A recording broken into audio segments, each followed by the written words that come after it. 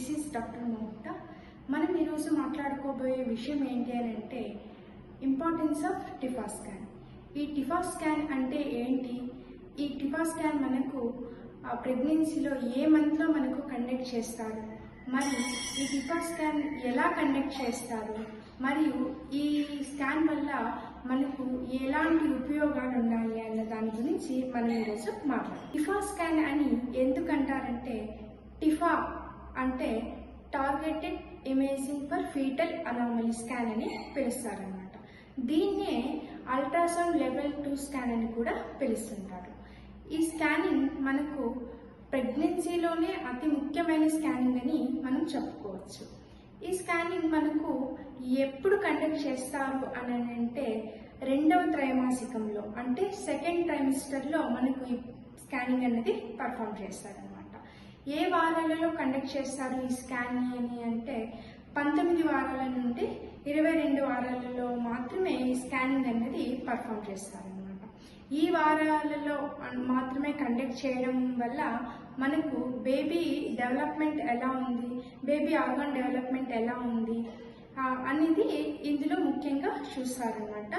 ఇందులో మనకు like part by part మనకు హెడ్ ఎలా పెరుగుతుంది, లెగ్స్ ఎలా పెరుగుతున్నాయి, స్పైనల్ కార్డ్ ఎలా పెరుగుతుంది, అలా ఒక్కొక్క ఆర్గాన్ ఎలా పెరుగుతుంది, ఎలా గ్రోత్ అవుతుంది వీక్ బై వీక్ అన్నది ఈ టిఫా స్కాన్లో మనకు తెలుస్తుంది. టిఫా స్కాన్లో మనకు బేబీ అన్న గ్రోత్ మంచిగా ఉంది అని అంటే త్రూఅవుట్ ప్రెగ్నెన్సీ మనకు ఇంకా ప్రాబ్లం ఉండదు. అప్ టు 9 మంత్ వరకు మనకి ఎలాంటి ప్రాబ్లమ్స్ అనేవి కనపడవన్నమాట.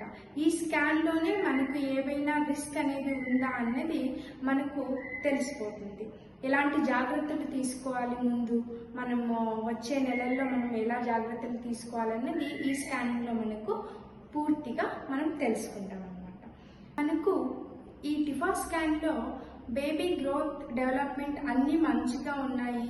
మనకు ఫ్యూచర్లో అంటే వచ్చే నెలల్లో 6th మంత్ 3rd ట్రైమిస్టర్లో కానీ వచ్చే నెలల్లో కానీ ఎలాంటి ప్రాబ్లం అయితే లేదు, బేబీకు యాజ్ వెల్ యాజ్ మదర్కు ఎలాంటి ప్రాబ్లం ఉండదు అని అంటే ప్రొసీడ్ చేస్తారనమాట.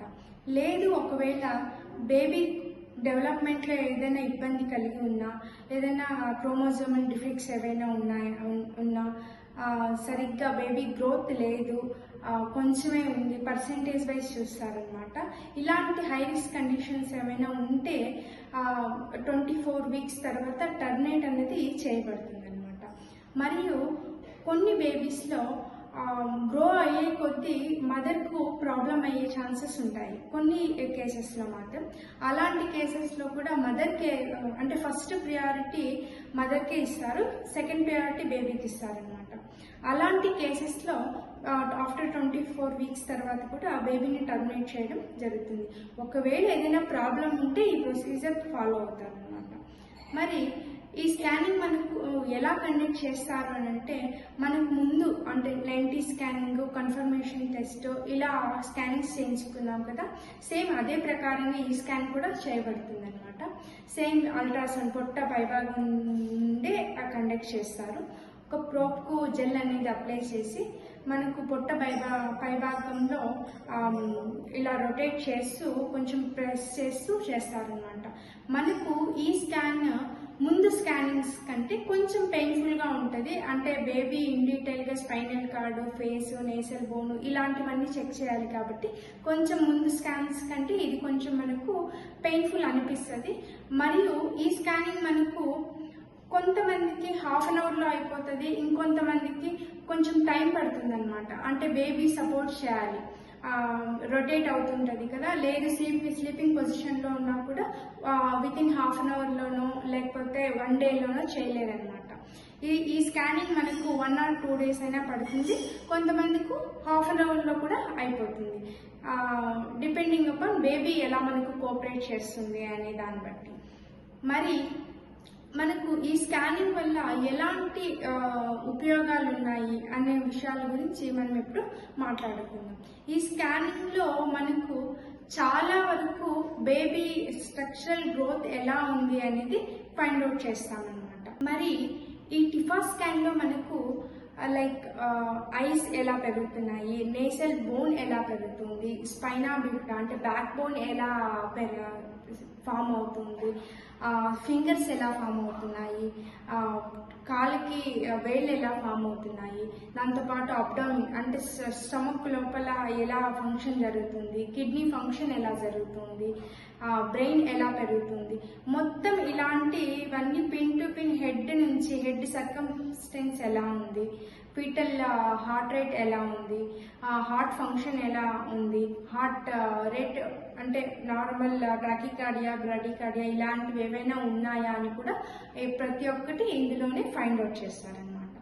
మరి ఇందులో like heart function, cardiac functions బేబీది మనకు 60% ఛాన్సెస్ ఫైండ్ అవుట్ చేస్తారు, అంటే ఎలా ఫంక్షన్ జరుగుతుంది బేబీది అని చెప్పేసి.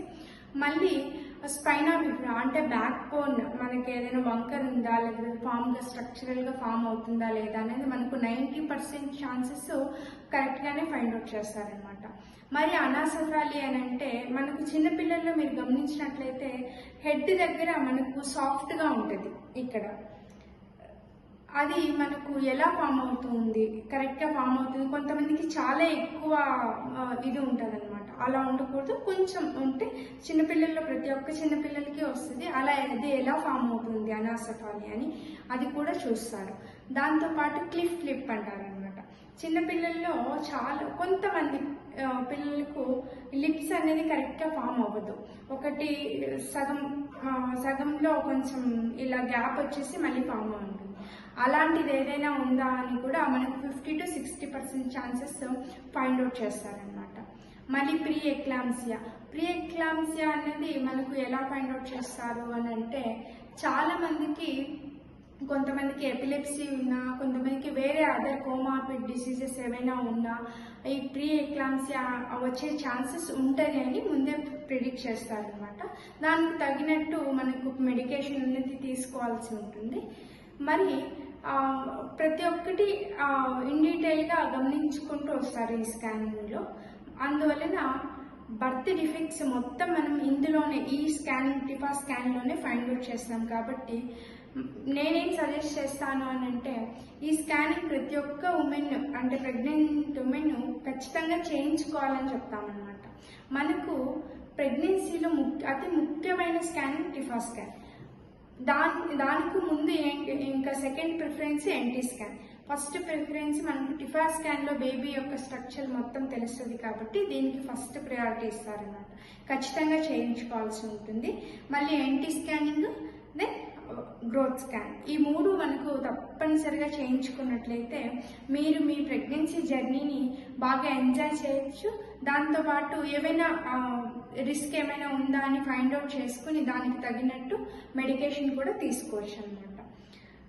మీకు అర్థమైంది అని అనుకుంటున్నాను. ఒకవేళ ఏవైనా మీకు క్వశ్చన్స్ ఉన్నా లేకపోతే ఏదైనా ప్రాబ్లం అనిపిస్తున్నా మీరు కామెంట్లో మెన్షన్ చేస్తే నేను ఖచ్చితంగా మీకు ఆన్సర్ చేయడానికి రెడీగా ఉన్నాను. మీరు కామెంట్ బాక్స్లో పెట్టండి మీకు ఏదైనా క్వశ్చన్స్ ఉన్నా కూడా. Thank you. మీకు యూజ్ అవుతుందని అనుకుంటూ థ్యాంక్ యూ.